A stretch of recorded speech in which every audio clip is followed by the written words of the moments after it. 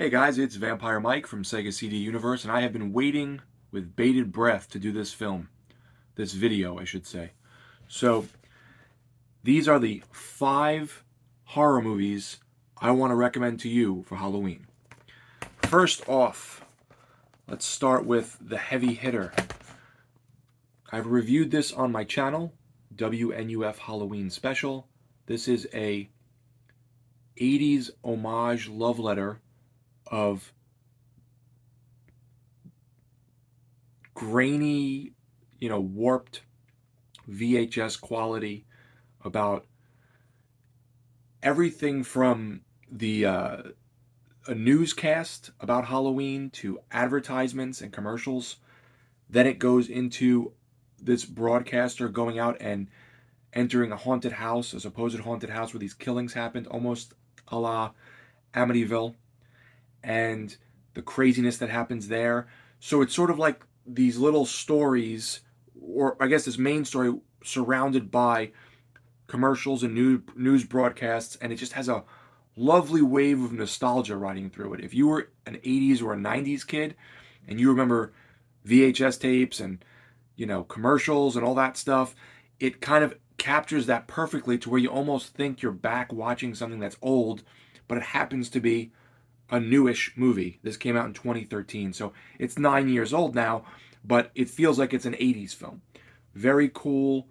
I had a lot of fun with it. It has that nice, comforting, nostalgic feeling from your childhood. And a sequel came out recently that I have yet to see, but this is a great Halloween movie. So check out WNUF Halloween Special if you haven't seen it. Sticking with love letters to 80s and 90s movies, I guess more 80s, we have The Barn. This is getting a sequel soon. I have yet to see it, but I did Kickstart or Indiegogo it or whatever it like 2 or 3 years ago, so it's supposed to come by the end of the year. This movie is about these 3 villains that get resurrected by these kids. Everything, again, is a love letter to the 80s and in terms of the gore and the scenery and the way it's shot and the graininess and the goofiness. And it's about these kids trying to stop these 3 villains on Halloween night. There's a guy, I forget their actual names, but there's a jack-o'-lantern guy, a miner, and a dude with what looks like a potato sack scarecrow thing going on its head. Really fun character design. You can totally tell that Justin Seaman, who made this movie, Seaman, like the Dreamcast game, loves 80s horror films because it's a great throwback horror film that was actually made in, let's see here, 2016. So I look very forward to the sequel, but this is a great Halloween movie.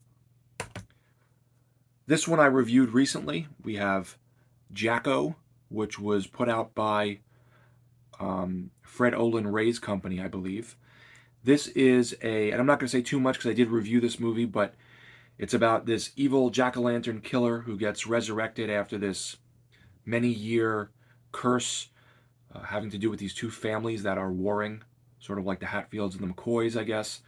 And he now gets resurrected to kill this bloodline, and there's a child involved, and Linnea Quigley naked in the shower, and goofiness, and really bad special effects, and it's just campy, cheesy fun. The Barn is sort of campy, cheesy fun, but I would say a little better in regards to maybe the special effects and the tone of the film, but Jacko definitely has some redeeming qualities, and I really enjoy it. Excuse me. Then we're going to go to Satan's Little Helper. This was just put out recently by Synapse Films. I think it was this month in October, and this one I've reviewed on my channel as well. It's about this video game character who's evil, Satan, come to life, and this naive little boy who's playing the video game is now following him around the neighborhood thinking he's joking, and the character is actually killing people, and the kid is sort of his accomplice without him realizing it throughout maybe half of the film. It's a goofy little movie.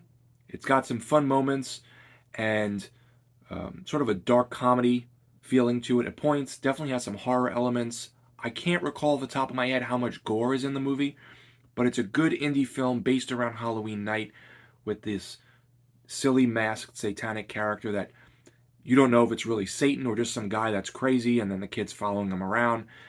So it's a fun movie. It's put out by Jeff Lieberman, who you would probably know from. I'm trying to think what else he put out. Oh, Squirm and Just Before Dawn. Those are the two that I'm aware of. It has some behind the scenes featurettes and other special features on there.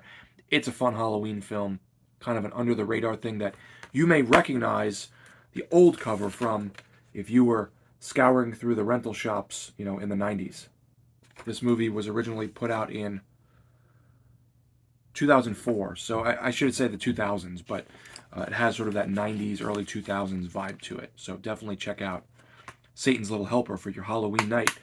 And finally, we're going to end off on a really goofy note. Hack-A-Lantern. This was a movie that is I guess, horror with some comedy sort of thrown in there.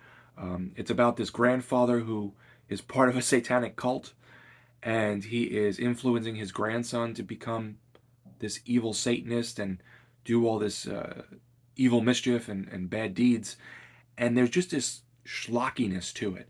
There's a lot of goofy singing about being the devil's son and beams shooting out of people's eyes and stuff like that. And that's kind of the main point of the film. The grandfather influencing the 18-year-old Tommy, I believe, is the kid's name, and the mother's trying to stop him. And he has siblings, and the siblings get involved, and it's just really silly.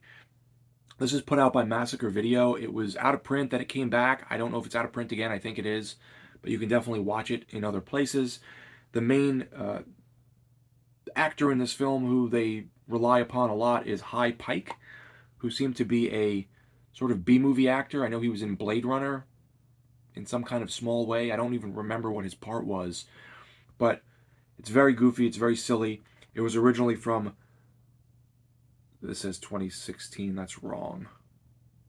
It says 80s, so I can't remember what year in the 80s it originally came out, but it's a really fun film. So they're all cheesy in their own way. If you were to say, I don't think any of them are particularly serious, to be honest.